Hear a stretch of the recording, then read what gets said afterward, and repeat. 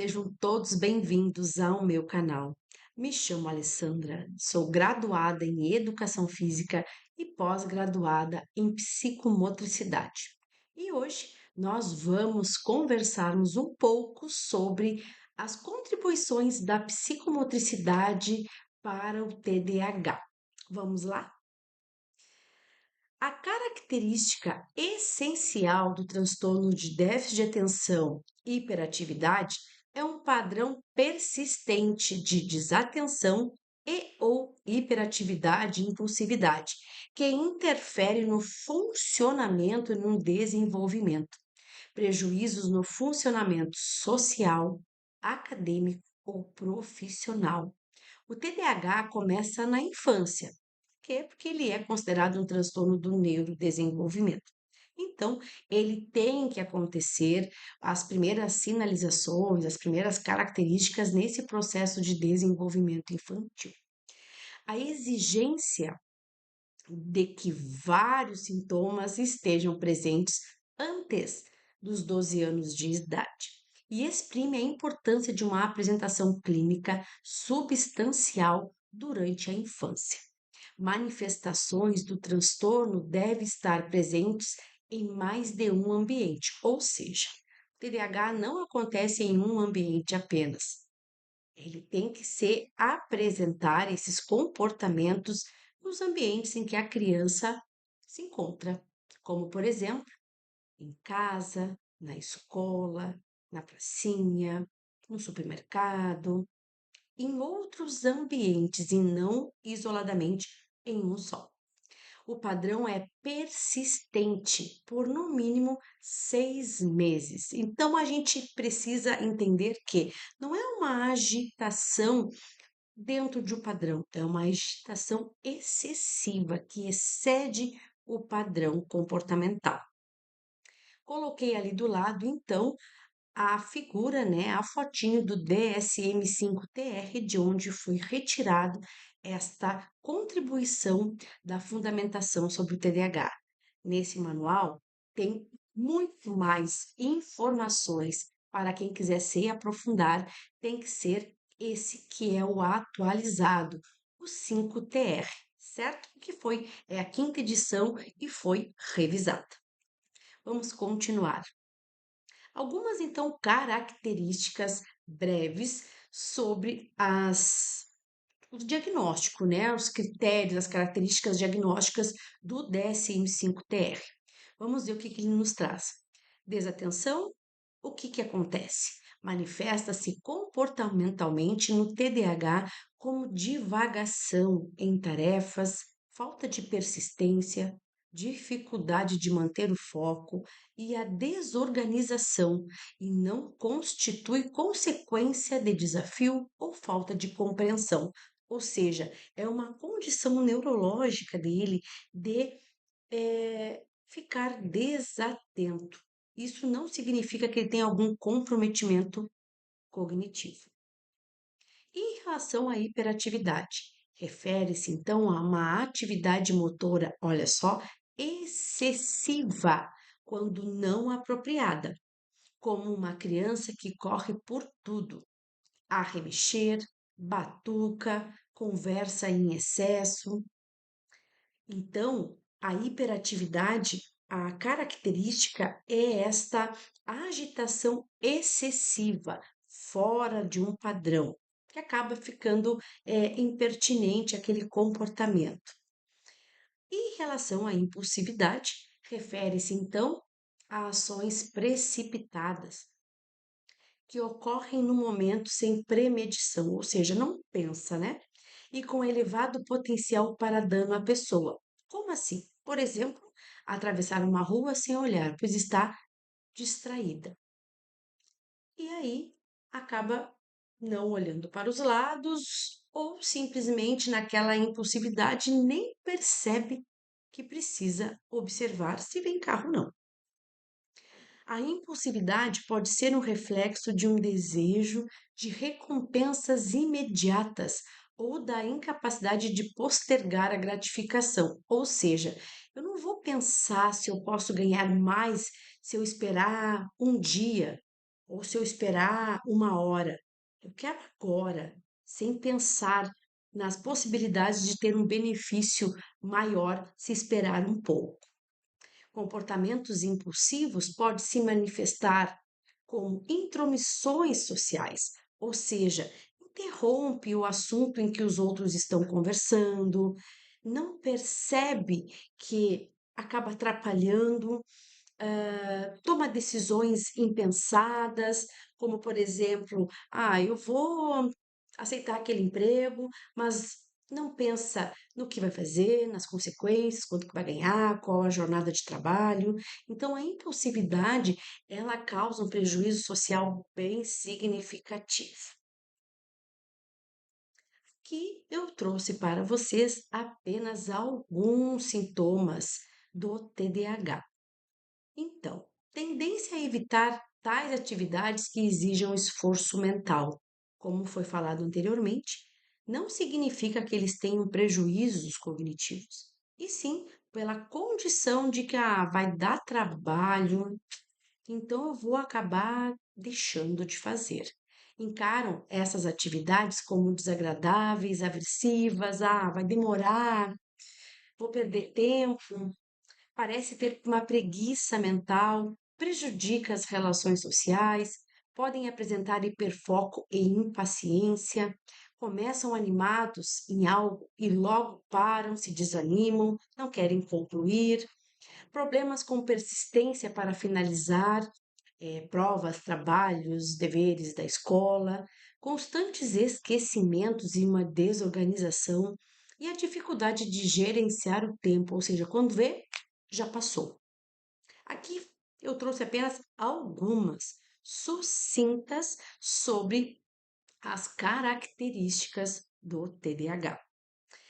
E agora eu vou trazer para vocês a evolução cronológica, onde vai apresentar também algumas características que podem ir surgindo e aumentando ao longo do desenvolvimento.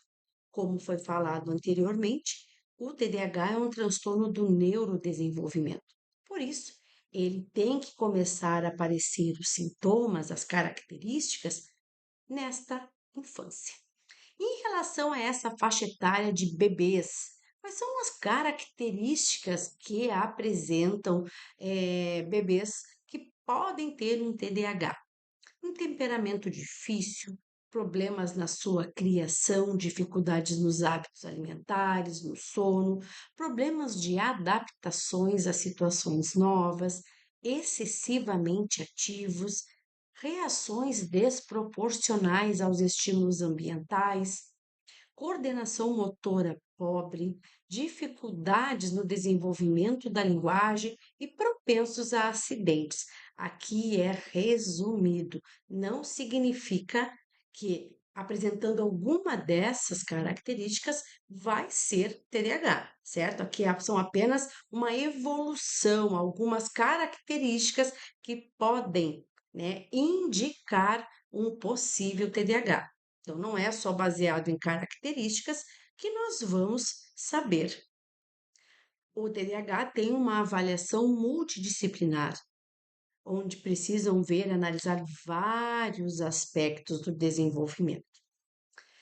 Em relação na etapa da educação infantil, são algumas características. Crianças muito ativas e inquietas, dificuldades na aquisição de hábitos, desobedientes, propensas a acidentes, brincadeiras imaturas, não cooperam em atividades de grupo e a sua interação negativa entre a mãe e o filho. Já na etapa escolar, a partir dos 6 anos, nós vamos observar problemas de atenção, dificuldades no rendimento escolar, incapacidade para responder às exigências da aprendizagem, dificuldades para seguir normas, dificuldade para aprender com a própria experiência, pois estão tão desatentos ou tão imperativos agitados que não observam o seu comportamento. Dificuldade de avaliar as consequências das próprias ações, integração social pobre e agressividade, baixa autoestima e frustração e menos ativas e inquietas. Já na adolescência, algumas características, dificuldades escolares, dificuldades de autocontrole e escassa inibição do comportamento, problemas de comportamento, funcionamentos adaptativos, sociais e emocionais deficientes. Os adolescentes apresentam baixa autoestima, dificuldade de se defender e a sintomatologia é depressiva. Por isso, quando diagnosticado, o TDAH precisa de um atendimento psicológico. Ele precisa trabalhar a psicoeducação, ele precisa se entender o porquê que ele tem aquele comportamento, porque eles podem ser isolados do grande grupo, porque é impulsivo, falo que não pensa, não tem um filtro social, acaba sendo grosseiro, sem ser a sua intenção, acaba se agitando ali no meio de um grupo em que está fazendo algum trabalho. Ah, então o Joãozinho não vai ser escolhido. Enfim, e à medida em que a criança vai crescendo, observa-se, né, que aquele núcleo social dele, os pares estão o afastando ou excluindo. Então, é muito importante a criança, o adolescente que tenha o TDAH precisa de atendimento psicológico. Esse é um dos atendimentos primordiais. E claro, depois, mais adiante, vamos falar do nosso atendimento motor, que é outro essencial para crianças que têm TDAH. Vamos dar continuidade aqui. O DSM também nos traz a gravidade do TDAH. Então, nós temos três: leve, moderado e grave. O leve, poucos sintomas, se algum estão presentes além daqueles necessários para fazer o diagnóstico, e os sintomas resultam em não mais do que pequenos prejuízos no funcionamento social ou profissional. O moderado, sintomas ou prejuízo funcional entre o leve e o grave, ou seja, é o meio termo. E o 3 é o grave, muitos sintomas além daqueles necessários para fazer o diagnóstico, que estão presentes. Ou vários sintomas particularmente graves estão presentes. Ou os sintomas podem resultar em prejuízos acentuados no funcionamento social ou profissional.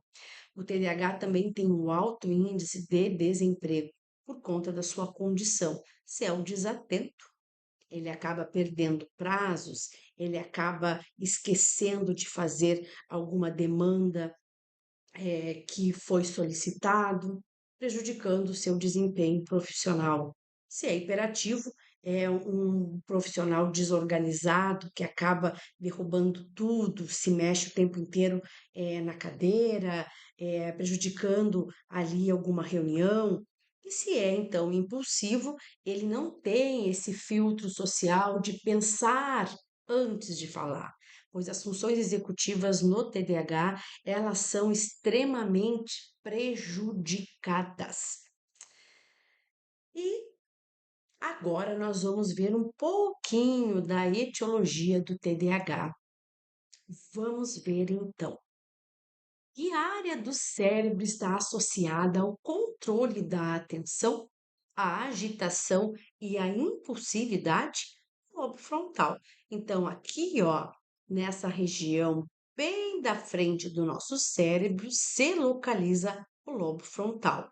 E o lobo frontal, ele é responsável, além da motricidade fina, da motricidade global, aqui está localizada também as funções executivas que eu falei anteriormente, que são muito prejudicadas no TDAH.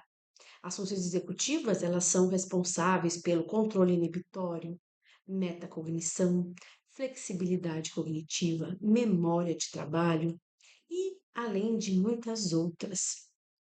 E no TDAH, eles têm prejuízo porque as funções executivas estão localizadas no lobo frontal.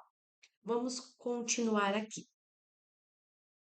O TDAH, então, em relação ao lobo frontal, o que que acontece com o cérebro do TDAH nesta região específica? Menor fluxo sanguíneo no córtex pré-frontal. Então, há estudos de que a informação é captada, né, pelo ambiente, pelos sentidos, só que na hora de processar há uma delay maior por causa desse fluxo sanguíneo ser menor. E também o núcleo caudado, que eu coloquei na imagem aqui, ó, abaixo, onde aparece o interior do nosso cérebro, ó, o núcleo caudado, que ele é responsável pelos movimentos grossos, ou seja, aqueles movimentos amplos, correr, saltar, pular. Então, há prejuízos na questão motora ampla, na questão motora fina, porque a motora fina fica localizada no lobo frontal. Além de atraso na maturação cerebral, entre 2 a 3 anos, as estatísticas nos trazem essa informação.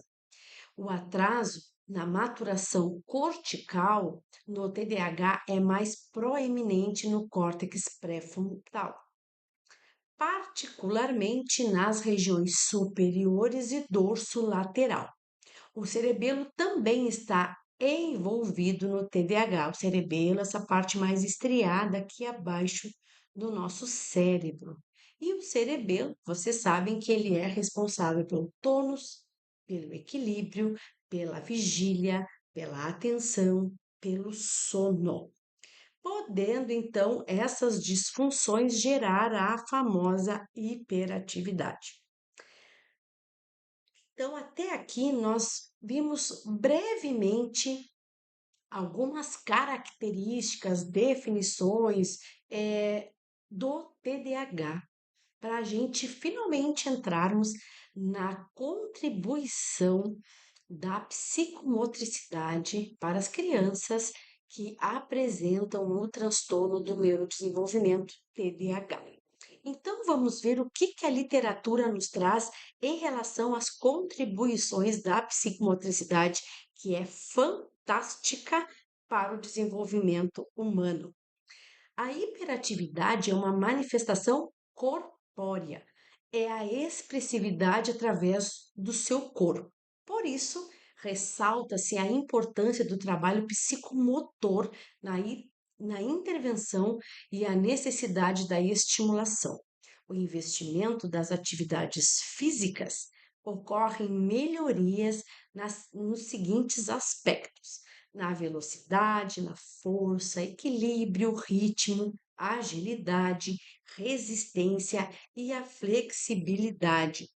A educação psicomotora busca o quê? Integrar todo o esquema corporal, com ele a postura, dissociação de movimentos, o maior domínio dessa coordenação global, que vocês viram que há prejuízos nesta parte do núcleo caudado, vocês lembram do slide anterior, que há alterações, então, prejudicando a coordenação fina, a questão óculo-manual, a estruturação espaço-temporal, ou seja, prejuízos significativos em todos os fatores motores.